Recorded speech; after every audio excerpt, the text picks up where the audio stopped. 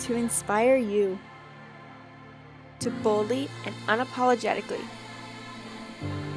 live outside the box, dream big, and question everything.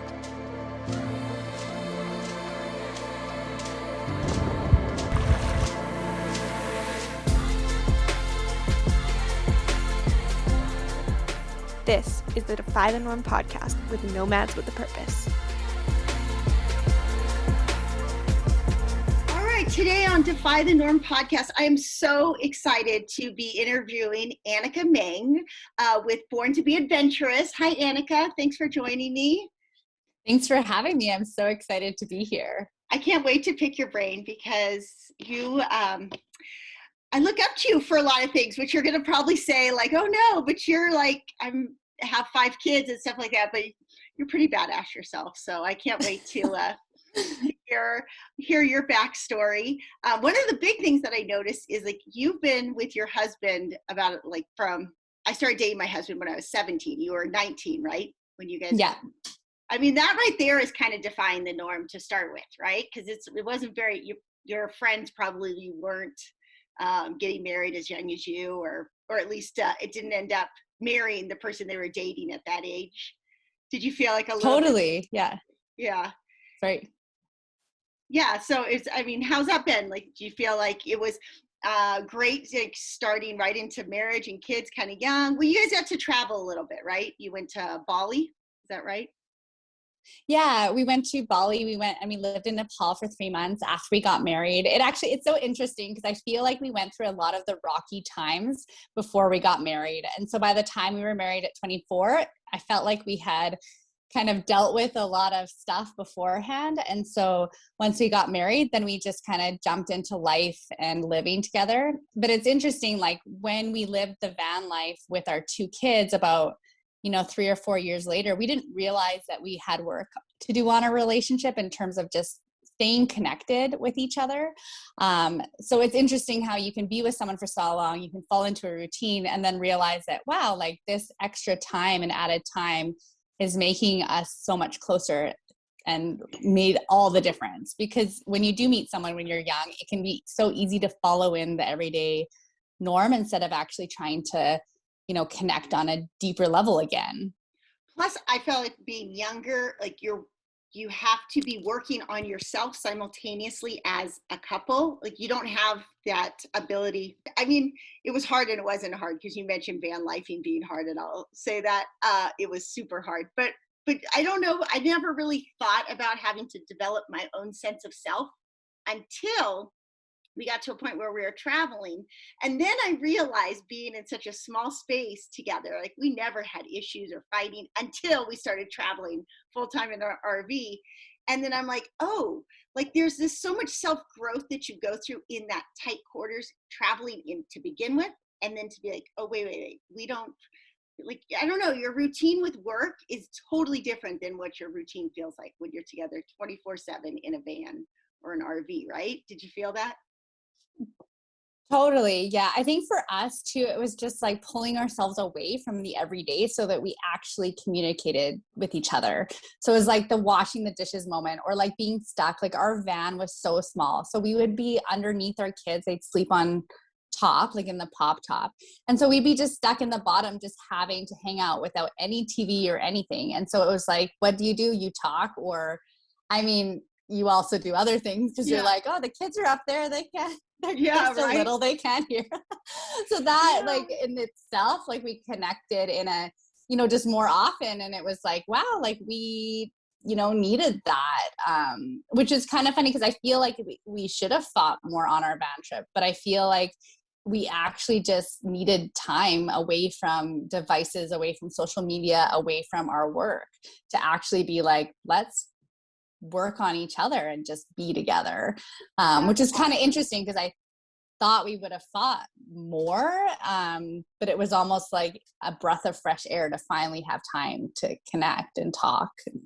Well, I think there's probably listeners out there that are like, yeah, sign me up. I want more of that because there's just not enough time. Yeah. I guess for us coming, my husband and I worked together for so many years. that we did see each other. It was just seeing each other in a different, it was really our sports. The mode at which we traveled was really stressful, and doing it with sports and young, 5 kids, I'm sure that threw some part in the mix. It was constantly like, luckily it was good that my husband didn't love to do many adventures, because he would just stay back with the youngest kids and play with them while we'd go hike or rock climb and stuff like that. But that's a different side tangent, but it was definitely a new challenge for us. I do remember that you said, I think on your van trip, you guys went to San Diego. That's your favorite spot. We did. It is my favorite spot. I've been there a few times now, and I don't know what it is. I think it's the temperature. It's not too hot. I think like where we would stay, I forget the name, but it's like very popular, like a lot of camping spots along that area, but it's like right on the beach. I think you guys would stay at San Alejo, which is, yes. Yeah. That's right? Yeah. Yeah. Okay. Oh, and so it's affordable. We'd wake up, and when you have little kids, it's just hard to like go places. You have to pack up, you have to do everything. So like we'd wake up, I would make breakfast. My husband would go surfing. He'd come back. I'd go surfing. He'd get the kids ready to go down to the beach.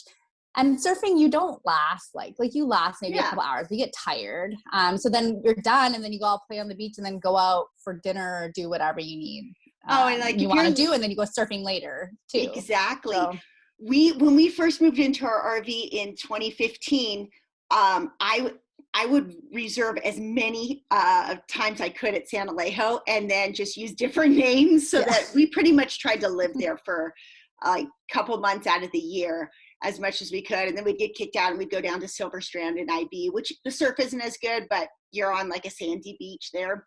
And we would just alternate between those 2 campgrounds. And it was so amazing. It honestly, until 2020 and things got so bad in California, I loved being able to go back to Cardiff or San Alejo as often as possible. It was great. It really is like the ultimate travel destination if you can get that camp spot. Without, though, it's like hard. Yes. It's really hard to get those sites now. It is. Yeah. Yeah. But you're right, like going across, and then you have it wasn't the healthiest, but VG Donuts across the street there. Those donuts were ridiculous. Those are so good.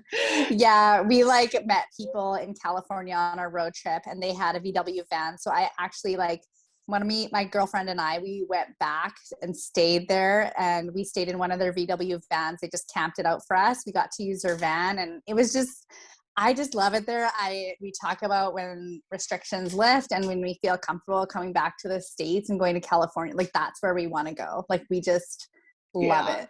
I had to run back to pick up a couch because we're renting this house in Montana right now, and I had to go get my couch in San Diego, and I stopped on the way to I was going to have to go out to East County, which isn't as nice as San Alejo, and I had a friend who lives in Encinitas, like a mile from San Alejo.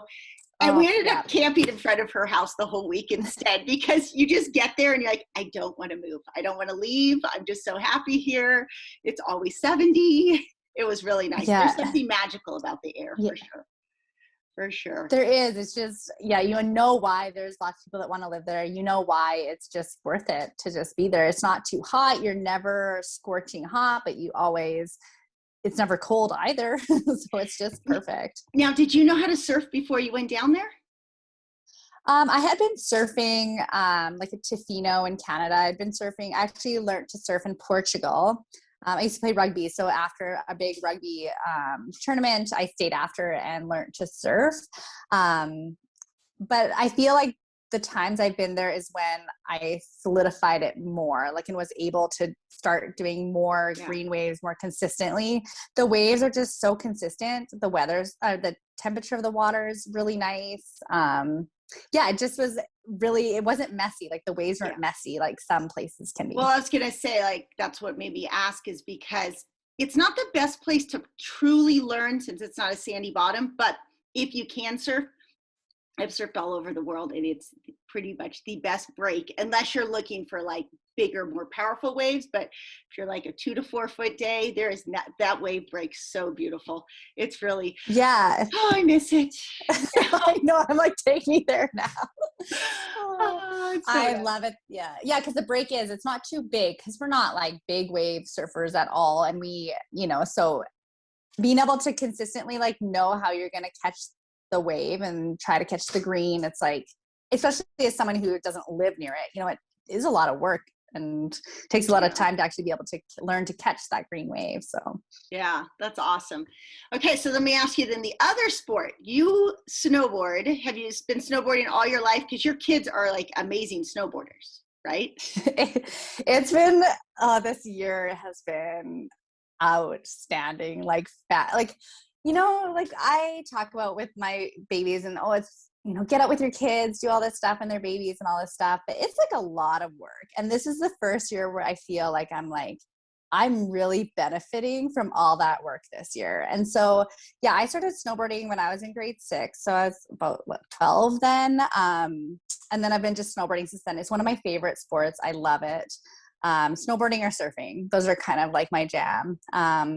Yeah. And then we just started our kids when they were 1 and 3. I think they might have been, no, they were 1 and 3 just by pulling them. But now, I did a hike with my oldest daughter who's 7 years old, and we hiked up to this fresh powder spot and I took her down, a black diamond. It's short. And I knew, the biggest risk was that if she, just fell on her bum or tumbled down a little bit, but no, there were no cliffs or anything like that.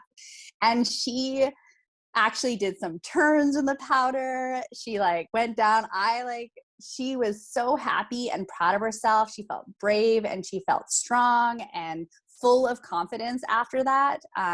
It's incredible to see your kids. I mean, you have such active kids. I'm sure you have felt the same at different moments, but it's just nice to see them really take up what you love to do as well. And snowboarding is one of those things. And we just have a blast with our 5 and 7-year-old. Well, she's 6 now, but she was 5 throughout the year. So yeah. Yeah, and it's not so much even just the achievement of it, it's the growth that what they have to overcome in their mind to be brave enough and process so much information.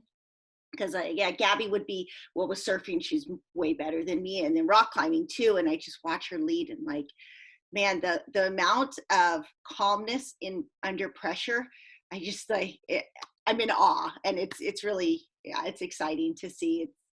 Some people, I don't know, maybe I want my kid to go to Harvard or go to this. Not me. I'm there's nothing better than watching my kid overcome the mental fear and still persist and do it. It's pretty amazing. So I see kids when we go snowboarding. Yeah. I'm not good at that either. I'm just out there. I have a couple seasons under our belt, but just watching these little kids, it's incredible. I can't believe at 1 year old you can put her on the snowboard and that they can go anywhere. I know, I totally agree. I've loved watching your Gabi, just hearing what she's able to do rock climbing. It was so fun to learn that, because I think I look at that and we climb with our kids and I look at what I'm that'll be my kids someday. Yeah. They'll be leading, because it is hard, and it is, I mean, you just see them improve and you're I wonder how long until they're going to be better than me. And I watch your kids and I just think, wow, that's amazing. And that's kind of where our kids are headed. And I look up to that and I love that so much. That's crazy. Go ahead. Keep going. No, I was just going to say and then how you just talked about how kids, a lot of people will say, oh, your kids, they have no fear. And I always say, no, my kids actually have quite a lot of fear, and I have to work with them, to be able to do these things, because it is scary. And so we do little things to help them gain the confidence. When we first went down black runs, they were this is so steep. I can't do this. This is crazy. And I say, well, I wouldn't take you unless I thought you could do it. This is how we can go down. And they build up that confidence. And that's how they're able to do those things, is because we go through that process. So it's not that our kids are, have no fears. I think our kids have, faced fears and been able to find ways to become confident in their skills to be able to do those things that they might be afraid of, but can still do. if that makes sense. Totally, because I think repetition is just so key. People forget how many reps they need, and making it so it's constantly just gradual, progressive, a little bit harder, a little bit more, and telling the kids in those situations, because my kids are extremely fearful too, that I wouldn't tell you to do it unless I was confident that you can do it. And we go a little bit and then we stop. And even I have to use that on myself right now when I lead climb, because I get lazy to lead climb since Gabi's so good. I'm like, oh, it's okay. You just set the rope. And this last trip I go, you know what? I'm just going to go one bolt at a time. I need to do what I tell my kids and just go one bolt, and I can always choose to come down, but you got to just every bolt evaluate. Do you want to keep going? Do you want to keep going? Instead of, sometimes we look at the goal too big, maybe, and we have to break it down into small tangible steps. But yeah, I feel you. My kids are super cautious. Yeah. And I think it's important to note that it's like, we're that way too. Like I think about myself climbing, and I get so nervous when I lead climb. But I'm trying to work through it. And it's, it's like, you have to think, well, this is how I feel lead climbing. Well, think about my daughter learning to turn on her snowboard. Well, for her, that was her lead climb, was trying to be like, if I turn, it's hard and I fall. And so trying to like help them through that, just like we have to, overcome those challenges as well. Yeah, absolutely. They're going to love it. Yeah. I don't know. Let's see. She's 7. I think Gabi passed me up in surfing at 14, and then climbing like last year, maybe 2 years ago, somewhere around 18 or 19. Yeah. So you're starting younger though. We didn't start as young with our kids. She's 20. So okay, yeah. 20. Yeah. Yeah, I'm hoping to hold off a few years for snowboarding. I think it'll take them a little bit. I'm hoping. Yeah, that's awesome. Since we're talking about kids, another thing I saw on Instagram, you posted your youngest daughter just had a birthday, and you're celebrating her home birth, right? Is that? Yeah. It was fun to like think about. It's fun to talk about with them, and it was just such a, people sometimes think like, oh, birth. We talk about it being scary or hard, and it was hard with my second, but I felt so alive after and strong. I feel so silly saying this, but I looked at my midwives and I was like, that was so awesome. That's so funny saying that. But yeah, it just, my first daughter, like, I think I was in labor the full day before, and it was my first, so it was a bit nerve-wracking, and I still love her birth as well. Like I was pretty fortunate, and that's even a funny story in itself. And so I had her in the hospital, but was only there for 3 hours before we went home again, because we had the midwives. But then to feel more confident with my second and feel like, I don't need that security of the hospital. Let's just try to do it at home. And just how empowering that felt, and to have her, and to just like, I had her standing up, I was holding on to my husband, and we were doing squats together. And then all of a sudden my baby's in between us both. And I'm like, oh, like it was hard. I remember I read a book called Iname's Guide to Childbirth. And I remember her writing in it, when you feel like you're going to die and you can't handle it anymore, that's when you're going to give birth to your baby. And I remember feeling that way and being like, my muscles are going to give out. I have no strength left. And then I was like, boom, I'm going to meet her like in the next little bit. I'm going to meet her. Let's do this. So, yeah. Yeah, I had my 5th at home, and it was, let's tell anybody who's thinking of having a home birth, Ina May's book, The Guide to Childbirth, it's such a game changer. Like, it gives you so much confidence, and you're completely right. I remember distinctly that moment where I was like, looked at my husband like, oh my gosh, what was I thinking? And then before you know it, the baby's born. Yeah, exactly. And then it's so surreal because I hate hospitals, and it was horrible to be in. I was like trying to get out of there as fast as I could with my first 4. And for the 5th one to be like, oh, I just get to lay in my bed now. And I remember like posting within an hour of like, oh, here's our baby, and we're all sitting down at the dining room table. And it's so surreal. So it's really, I know, I don't want to like ever tell people you absolutely have to, because you have to have the mindset that you want to do it. But I think if you want to do it, it's such an amazing experience, way better than what a hospital feels like. Exactly. And I also think, like, you know, with Anime's Guide to Childbirth, she also touches on that not every birth, you know, can be, you know, that ideal home birth, that kind of thing. And sometimes you will have to go to a hospital, and that's okay too, but it kind of just shows the other side of it, which I really loved. And I just can't recommend that book enough. And like for us, I loved, like, I was really nervous. We didn't have family around, so I had no one to take our daughter. So I would like literally read her books about, you know, in case she was there in the room, like the baby's coming out of the vagina. Yeah. I was like, she needs to be prepared. And so we had my husband's friend from work came to pick up Etta. He took her to the park for like 3 or 4 hours. She got home at 9:30 p.m. to meet the baby.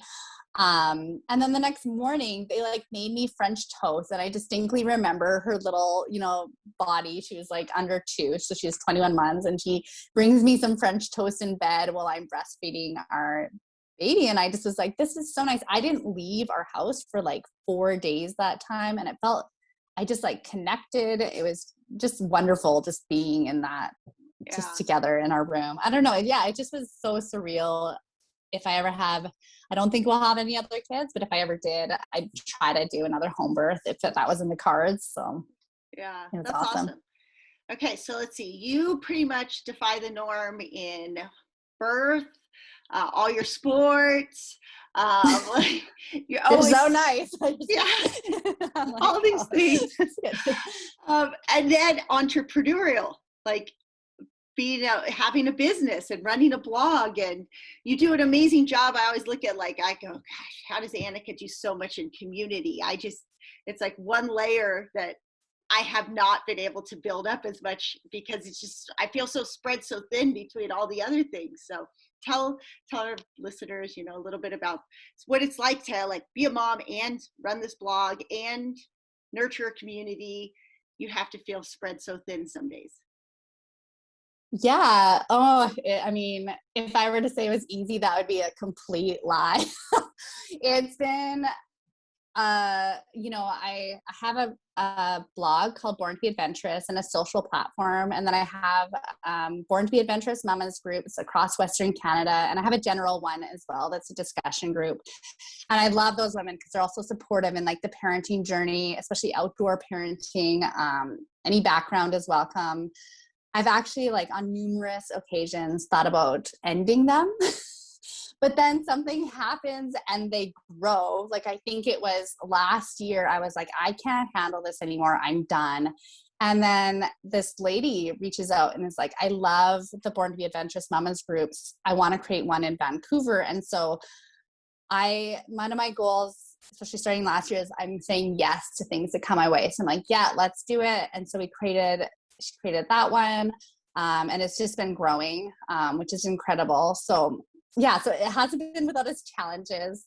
And then through that, it's amazing. Like, I think when I started Born to Be Adventurous, it was less of a business, and then it's become more of a business, which I'm proud of. You know, I used to feel kind of funny saying that I, you know, wanted to make money off of it. But to be honest, to keep it going, I mean, I work on this full time. Like, I have to make money. If I don't make money, then it just is, I can't do it anymore. And I think that's the reality. As I said, families want this kind of stuff and this information, but if I'm going to continue to do this, I have to make some money. Otherwise I can't keep doing it anymore, because my family needs food. Is literally what but yeah, so it's been really cool. Like, I've had some pretty awesome partnerships with tourism agencies. I'm able to make a little bit more money off my website. Any purchase you make through it is super helpful. I wrote a book, and I launched my first hiking guide for families with hikes around Calgary, Banff, and Canmore and Kananaskis. And that book, I've sold over 1,200 copies now since last June. So that's exciting. And then I've now started a new project that I'm very excited about. It's very new. There's lots of kinks to the platform, but it's called Trail Collective. And our goal with that, funny enough, the lady who started the Born to Be Adventurous Mamas Vancouver, we actually are partnered on it. And that will provide families with trail and road trip information that they need. So it's a trail stroller friendly, how hard it will be for their kids. Where should they go after? Where's the best playground? The ice cream shop that you want to go to, or do you want to go for beers and French fries after that hike? Where should you go? So we really want to connect families with that outdoor adventure experience. And we're really just at the beginning of our journey. So it's exciting. That's awesome. Is it going to be an app? Yeah. So we're trying to figure out what our users want the most of. So it'll most likely develop into an app and a website platform, so you can use both. But we're really just first testing to see, do families want this? And after our first week of launch, it's pretty clear that families do want this information. So, but you never want to put in, creating the type of thing we want to create is a base price, of $100,000. So you never want to put start creating something unless, that's something that people actually want. So that's what we're on the road. And, I used to feel embarrassed kind of saying that this is what I want to do, but I've now been like, you know what, this is crazy that I want to do this. And I've wanted to do this type of platform for 5 years. And I just finally last February, before COVID was even a thing, was like, I'm going for it. I'm going for Trail Collective, and I'm going to try to see if I can make this a thing and happen. Yeah. I love the idea, because I always feel like we always finish a hike and we travel through town so fast that you don't know, like, where's the best brewery? I mean, my priorities are right there. So I finish a meeting, like, I want to know where the best brewery is, and I want a burger. So I vote for it. I think that's a great idea. No. Well, thank you. We'll see where it goes in the next, I think there's going to be a lot of changes. It's up right now, and we're just accepting hikes and information. And then we're working with some businesses to hopefully, get their message out too. Because I know that, businesses have been hurting during this time. And so we want to connect them, cool local businesses to families as well. So, yeah. Cause you're around Calgary. Right? I used to live in Calgary, and now I live in a place called Regina, Saskatchewan. Okay. Yeah, I don't know what that is. That's okay. You're like, there's a funny, you have to, it's a beautiful place. And the cool thing is, like, we went on a backcountry trip and literally saw no one. So that's the amazing part, is you can go and you're not, around crowds of people, which is amazing. And yeah, but you should look up, there's a really funny video of Ellen DeGeneres saying, Saskatchewan. Okay. That's awesome. Well, I was trying to think if there's, so let's see, what's the, what do you think the craziest thing, let's say, that you feel like you've done, like, whether it's totally defying the norm or just for fun, like, if you think, like, any crazy stories you want to share? Oh, well, can it be pre-kids? Yes, absolutely.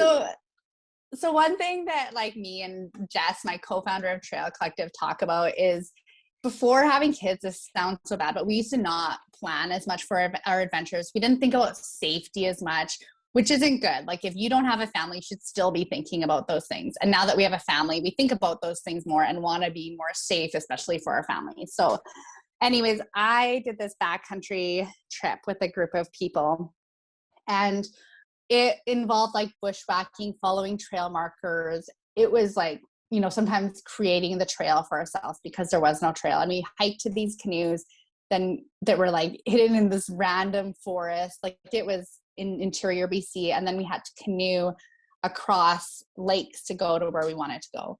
Anyways, we actually just found one day, we're like, this is mountain. We're going to summit this mountain today. We're going to use our compasses. We're going to do whatever to get up to this mountain. And then we'll come back to our canoes and canoe back to our site.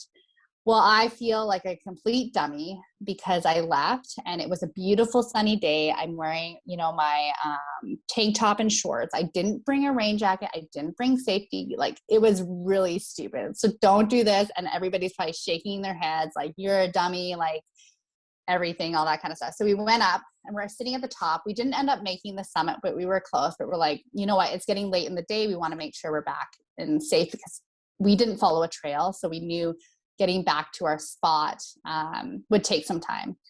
We looked to the corner and the sunny sky is, like, pitch black and there's a storm coming in, and we're like, oh no, like, what are we doing? We have to leave now. So we packed up our stuff. We start making it down. It pours, it hails on us, like thick chunks of hail. We go through like puddles of water that are up to our like waists to try to get back. I tumbled down a mountain. It just was a recipe for disaster that I am not proud of. I got mild hypothermia. So maybe this isn't the best, but I got mild hypothermia. They had to warm me up. They had to help change me when we were back at the site. Ended up being okay. But yeah, I think that's a story, like never go unprepared. But the funny thing about this story is I used to hate olives. And then the next day I ate an olive and I loved that olive. And now I love olives. You had to have a near-death experience to like olives. You're telling me that story. I'm thinking about how you say first you say safety messages, and I'm like, yeah, I'm not very good about that. And but then I think about for my kids that because I'm kind of like, we'll figure it out. We're good. We'll figure it out. But then when I think about, but if they're in this situation without me, it would really make me upset or like worry, like, how dare you did that with that if I wasn't around. But I've ended up in so many situations. And we were in Denali National Park. You can just go hike wherever. So it's it's backcountry, even though the road's right there. And in theory, the bus will come pick you up, whatever. But we are hiking up, I think it was Igloo Mountain, and we are like 2/3 of the way up, and like the storm cloud comes in out of nowhere. You're like, dang it, there's no cover. And like the amount of shale, if you hike in the lower 48, you never have this shale, but I know you're familiar with it because I've hiked up like in Canmore area. It seems like in Canada, Canadian Rockies, there's shale that you have to hike up and down all the time. But it's it's like super steep and slippery. Going up is one thing, going back down, and it's raining, and I'm like, I'm gonna lose a kid right now. I can't believe I put myself in this situation with my kids. And like, it would end up being okay, but same thing with it, like super cold. The bus never showed up, so we had to hike back 5 miles on the road and you're just like, I don't think it was quite mild hypothermia, but I get cold extremely fast. So I was just, what was I thinking? I'm such a bad mom. So it's probably better for you to listen to Annika and play it safe. Don't do like I do, because I have this tendency to get us in weird situations. And I tell my kids, don't be like me when I'm not around. But if I'm around, we'll be fine. Yeah. That's awesome. Yeah, I think it is like, it's like that, I always think like, especially now, I'm like, so much, like you can be fine 99% of that time, but then there's that 1% chance where it's like, you really would have wished that you would have been prepared at least a little better. Yeah, I'm horrible about that. So I have to ask, after getting to know you, I ask everybody I interview, do you know your Enneagram? No. I wanted to know, like, see if, like, talking to you now, I'm like, dang, you might be the same combo as me. But I'll what is that? Enneagram, there's like 9 numbers, and it kind of it puts you in a box. Don't you just love being put in a box of like, it's a personality type based on your core desire? And I would have guessed before I talked to you that you were a 9 wing 8, but I'm thinking maybe I'm an 8 wing 7. You're probably an 8 wing 9 because you actually think about safety, which I don't think about safety, but you're pretty challenge driven. 8s are very much challenge driven. Oh, I want to do that. Can you send me the link? I will send you the link. Yeah. Oh, awesome. I actually like those box things because obviously you can go outside the box, but yeah, it's fun to know like, some of those personality things because it can resonate too with you. It'd be like, oh yeah, like that's interesting about me, or what do I maybe need to work on? Yeah, for sure. And then I like seeing like matches up because, the girls and I now have this whole other platform, Making Mindfulness Fun, where we talk all about our Enneagrams and chakras and things like that. But you have a number and then you have a growth number. So like an 8 grows to be more like the characteristics of a 2, which is my husband. And it's kind of funny because I'm always telling him, like, from an entrepreneurial standpoint, I'm like, you have to think like this and you have to be like this. But the fact is that it's like, I have to be a better version of me, I have to be more like him and like less driven, little more compassion, probably more safety oriented. And it's cool to see like who you end up matching up with. I should say on the safety side, like, like there's other stories that I can say, like, you know, I go down a kayaking thing and I'm like, am I going to die on this? Like, well, is it, if I fall, like, will I die? They're like, no, probably not. Like, you'll be fine. I'm like, okay, let's go. And I'll like literally swim crazy canyons, and I'll do, like, my husband will tell me before I go out with my like girlfriends on a hike or climb or even surfing, he's like, just remember us. And I do, like, I have to make a conscious decision to like be like, I'm not just me anymore. Like, I think I used to just go and do things, like some of the stories I have. Yeah. And it just used to be what it was. And he's just like, you're so, you know, he's like, my one friend's super cautious. He's like, I'm really happy you're going with her because she'll keep you in check. And then when you have with your kids, you start seeing like the balance. So there's 9 numbers, and it's always interesting that I have a kid of each different number. So out of 7 of us, we've got 7 numbers covered, and which means like everyone has a different desire out of life, out of their day, out of like, so when I homeschool, I do it differently based on each kid. Or when we travel, like some kids do well with certain parts, and type 3s are overachievers. So hence Gabi, who goes and wants to climb everything, and it works for her. It's just funny. I know I don't like to, I always am cautious when I ask people, because some people are like, don't put me in the box, but I love overanalyzing stuff like that. So it's fun. Yesterday, Gabi gave us this. It'd be fun to do that for my kids. Yeah.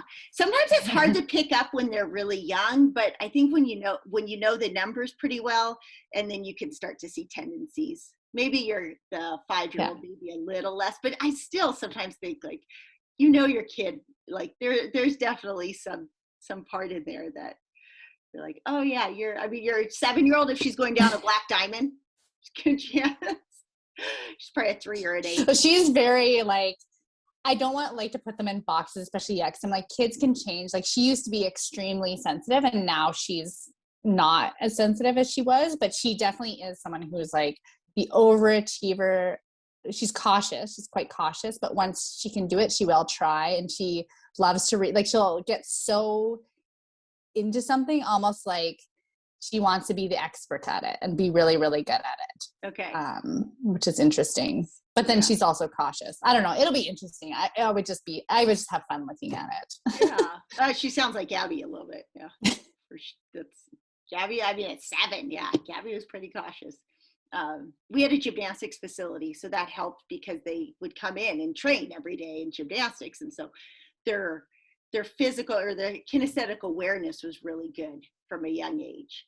And then they're training every day, so their strength and flexibility was so high. But if I had taken her outside of that scenario, she probably would have been like, she would not have been snowboarding down the Black Diamond at that age. Well, I laugh. Sure. Yeah. My 7-year-old, like, she'll sometimes be like, Mom, like, she doesn't always trust me. She knows that I can be crazy. And she's like, Mom, you took me in these crazy trees again. I'm like, it's fun. Just don't hit one. That'd be like, you'll be fine. Just don't hit one, okay? Yeah, exactly. And then but then she had an instructor, and she like listened to him so well. And I'm like, oh, you just don't trust me sometimes. That's so funny. Yeah, I can relate. Oh, well, Annika, will you tell everyone where they can find you and where they can get a copy of your book and get notified when your app gets released this year? Yeah, thank you. So you can check out Born to be Adventurous on Instagram and Facebook. You can check out Trail Collective as well on Instagram and Facebook.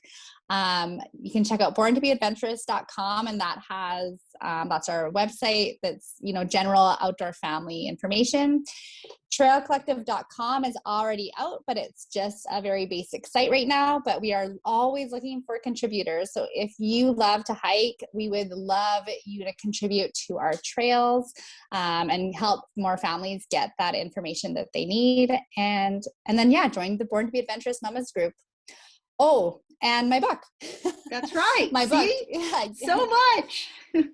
You can find my book on my website underneath, so borntobeadventurous.com, underneath my book. And order it through that. Yeah. That's that awesome. area. Well, I had fun chatting with you. Yeah, me too. With you, I feel like I've been following you for so long. It's nice to connect. I love following your family's adventures. You guys are so inspirational, and yeah, I just look up to you as like a really awesome mom. I'm like, that's me in a few, like with my family, adventuring with my 20-year-olds, so it's awesome. Oh, thank you.